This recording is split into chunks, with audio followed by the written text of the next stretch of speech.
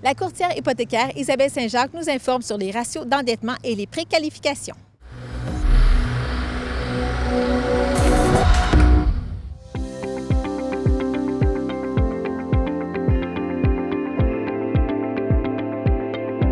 Bonjour, ici Isabelle Saint-Jacques, courtier hypothécaire. Bienvenue dans la capsule finance de la semaine.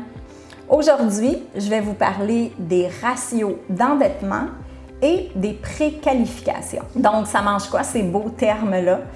La préqualification, c'est quand quelqu'un veut acheter une maison et qui ne sait pas pour quel montant il peut se qualifier. Lorsque nous avons établi vos ratios d'endettement, nous sommes en mesure de vous émettre une lettre qui vous permettra d'aller magasiner votre immeuble auprès d'un courtier immobilier. Donc, ce qu'on fait, nous, c'est qu'on prend vos revenus, on prend vos engagements, donc dettes, soldes sur les cartes de crédit, prêts personnels, prêts hypothécaires que vous pourriez avoir sur une autre résidence, des prêts auto par exemple, et on fait ce qu'on appelle un calcul des ratios. Donc, les ratios établis en pourcentage, c'est eux qui vont nous dire est-ce que vous vous qualifiez pour acheter une résidence et surtout pour quel montant vous vous qualifiez. Donc, les ratios, on en a deux.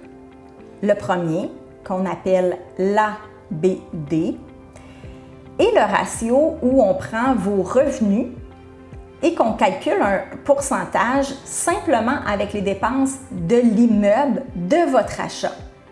Donc, c'est quoi les dépenses de l'immeuble de votre achat?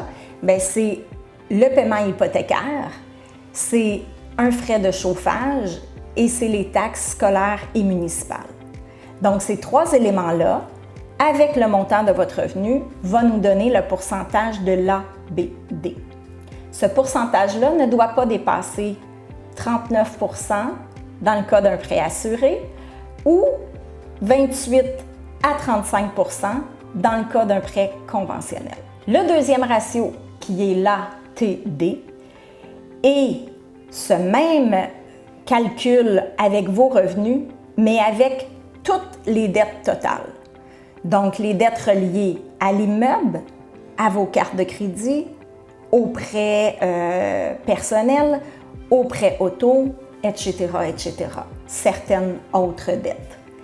Et ce ratio-là ne doit pas dépasser 44 % ou dans un prêt conventionnel, 42 %. Ça dépend toujours de l'institution financière car chacune d'elles ont leurs critères et leurs pourcentages bien à eux.